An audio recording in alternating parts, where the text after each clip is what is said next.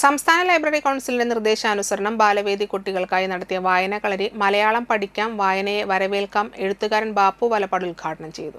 കയ്പമംഗലം ഗ്രാമപഞ്ചായത്ത് മെമ്പർ ലുബന ജിനൂബ അധ്യക്ഷത വഹിച്ചു. പുസ്തകാസ്വാദനം, കഥ, കവിത രചന, ആലാപനം, ചിത്രരചന, വായന, തിയേറ്റർ, നാടക, ശില്പശാല, ബാലോത്സവം, ലഘുയാത്ര, കയ്യെഴുത്ത് മാസിക നിർമ്മാണം എന്നീ പരിപാടികൾ നടന്നു. ബാപ്പു വലപ്പാട് രചിച്ച 10 പുസ്തകങ്ങൾ വായനശാലയ്ക്ക് കൈമാറി.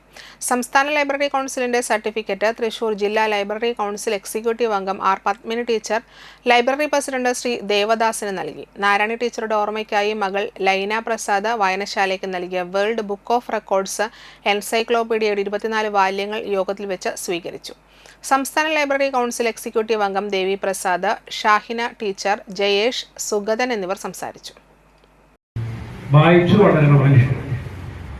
ഇപ്പോൾ ഇന്ന് കുട്ടികൾ കൂടുതൽ സമയം ഈ മൊബൈൽ കളിച്ചും മറ്റൊക്കെ സമയം കഴിയുമ്പോൾ ഒന്ന് ഓർക്കണം, ഭാവിയിൽ നമുക്കൊക്കെ ഓരോരുത്തർക്കും കുട്ടികളാണെങ്കിലും ആർക്കാണെങ്കിലും ലക്ഷ്യങ്ങളുണ്ട് ജീവിതത്തിൽ.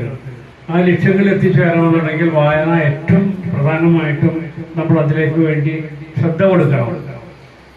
വായിച്ചു വളർന്നാലേ നമ്മുടെ ലക്ഷ്യത്തിൽ എത്രയും പെട്ടെന്ന് എത്തിച്ചേരാൻ കഴിയും. അതുകൊണ്ട് വായനയിലൂടെ നിങ്ങളെല്ലാവരും ലൈബ്രറിയിലുള്ള പുസ്തകങ്ങൾ എടുത്ത് വായിക്കുകയും ആ വായനയ്ക്ക് പ്രായപരിധികളില്ല. നിങ്ങളുടെ പാരൻസിന്, മാതാപിതാക്കൾക്ക് അവർക്കും വായിച്ച് അവർ വായനയിലൂടെ മക്കളെയും വായനയിലേക്ക് കൊണ്ടുവരാൻ ശ്രമിക്കണം.